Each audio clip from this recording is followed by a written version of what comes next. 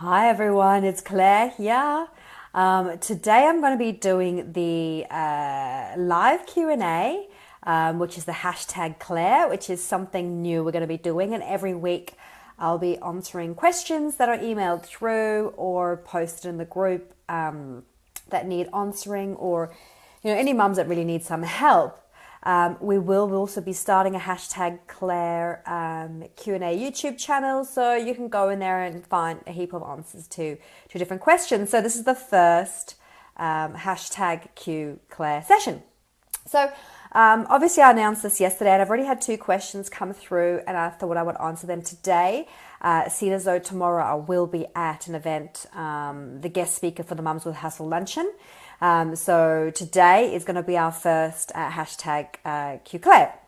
So the first question I actually want to answer, which is a big one. I had a mum email me about how I get over challenges around objections, and I think what she's meaning by is that when she hits an objection or something that really kind of stops her in her track, she kind of can't get over that hurdle.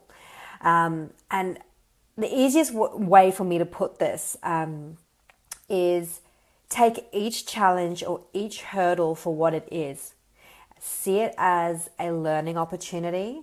See it as an opportunity to better yourself or better your business, to be the best business. So, when I hit an objection or a challenge, I'm like, okay, great. How do I overcome this? What is the solution?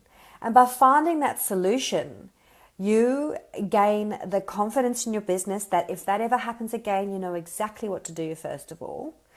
Second of all, you can actually put a process in place or make your product better or just better your business. So the more objections or challenges you face when you're a startup, the better, because you don't want to put a whole heap of money into a business that, in a year's time hits a whole heap of challenges, because it's harder to change then. It's much easier to change when you're a small business and you're really agile. So take each of those challenges or objectives, whether they're personal or business related. See each of them for its own right. Don't dwell on the problem, but focus on the solution. See it as a learning curve, seeing it as you gaining knowledge to better your service, better your product, better yourself, better your business.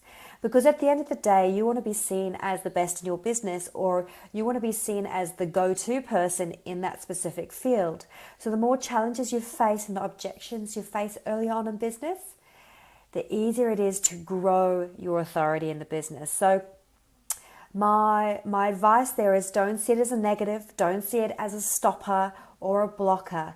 See it as something that you can learn from, something that you can improve on, and you will start to see a lot more results, especially if you change that mindset and that behavior. It's not sitting and dwelling on, I've got this complaint about a product. It's like, okay, I've got this complaint about the product. Is this complaint true? Let me test the product. Are there other people that feel this way about the product but no one's telling me? So, this could be a make or break for your business, but you might not know it. So instead of focusing on like, oh, this person doesn't like my product, it's like, okay, take the feedback and work with it.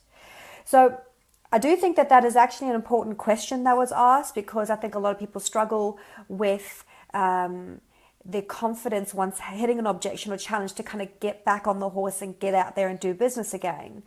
But I kind of want you to use that challenge and that objection as a positive to push yourself out there again. Like, I've reviewed it, I've reviewed my service, I've reviewed my product, I've reviewed the situation, I've got a solution, now it's even better.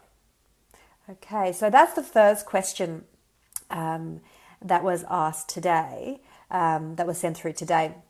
The second question is, and by the way, if you have any questions while I'm on the live, please just pop it in the comments box, because I can see a couple of people are joining now. But definitely pop it in the comments box and I can answer it today for you. Like I said, I won't be around tomorrow because I will be speaking at a Mum Entrepreneurs event. So the next question I had was just something that was technical around, do you use paper in terms of planning? Do you use like an automated tool? Do you use a calendar, to track all your tasks? I'm a bit old school in the fact that hi Brenda. I'm a bit old school in the fact that I still write a list. I write a list every single Sunday night. And I write a list every evening. I never leave my office. Or if I'm on site at a client, I never leave without having a list of what I need to do the day before. And the reason why I actually do that in the evening is because the day's activity is fresh in my mind of what I actually need to complete by close of play the next day. I do find that having worked with not necessarily just mums, but business people in general, that if you do it the next morning of what you need to do, you sometimes get bombarded by work and you start to get frazzled and unorganized. But if you go into the office in the morning and that or your desk in the morning and you've got XY tasks to complete by the end of the day, there's no excuses. It's obviously urgent because you've done it the night before. So I actually still use paper-based, but in terms of appointments and things like that, obviously I use calendars because I travel a fair bit, and I need to have technology that's online. And I just use an Outlook, which is super simple.